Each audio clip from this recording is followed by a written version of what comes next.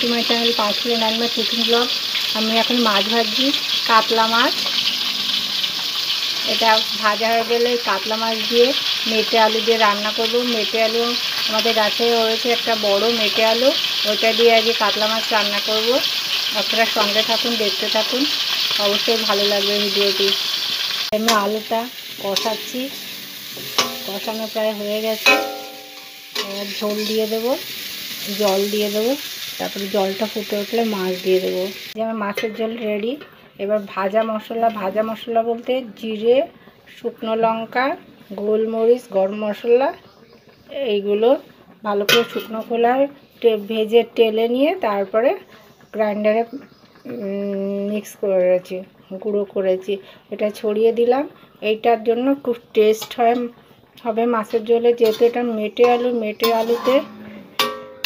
আলুতে এই ভাজা গুঁড়োর মশলাটা ভীষণ ভালো লাগে। এই যে আমার মাছের ঝোল রেডি। কেমন লাগে দেখতে? বাড়িতে সবাই ট্রাই করে দেখতে পারেন, মনে হয় খুব ভালোই লাগবে। সবাইকে ধন্যবাদ জানিয়ে ভিডিওটি শেষ করলাম। সবাই ভালো থাকবেন, সুস্থ থাকবেন। আবার আগামী ভিডিওতে সবার সঙ্গে কথা হবে। নমস্কার।